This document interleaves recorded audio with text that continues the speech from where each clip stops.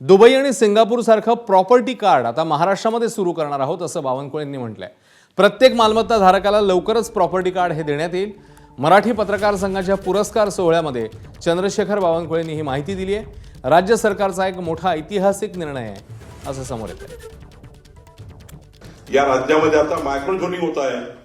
तुमच्या property wise तुमचा rate रेटणार ठरवण्याचा निर्णय आम्ही घेतलेला आहे आणि असा सीटीएस वाईज रेट रेटणार झाल्यानंतर प्रत्येकाचं मूल्यांकन प्रत्येक घराचं किती राहील, एसआरचं कसं असलं पाहिजे, ते या ठिकाणी म्हाडा व्यवस्थेचं कसं असलं पाहिजे, फोर सीझनच्या हॉटेलचं कसं असलं पाहिजे, ताज हॉटेलचं किती असलं पाहिजे।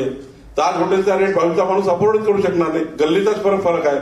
मग तुम्ही 1 किलोमीटर एरियाला एकच रेट लावला तर ताजवाला त्याच्यातला हा कायदा आहे की सर्वात उंच रेट लावा 1 किलोमीटर आहे 1 किलोमीटर करताना। मग उंच काय ताजमहाल हॉटेल आहे, ताजमहाल हॉटेलचा रेट सर्वांना लावा, हा कुठला कायदा। मग असे कायदे निरस्त करून मायक्रो झोनिंग राज्यात झालं पाहिजे आणि आमचं सरकार देवेंद्र फडणवीसांचं सरकार पुढच्या 5 वर्षामध्ये या संपूर्ण राज्याचं प्रॉपर्टी वाईज मायक्रो झोनिंग करून सर्वांचा सीटीएस वाईज रेट करण्याचा निर्णय करताय।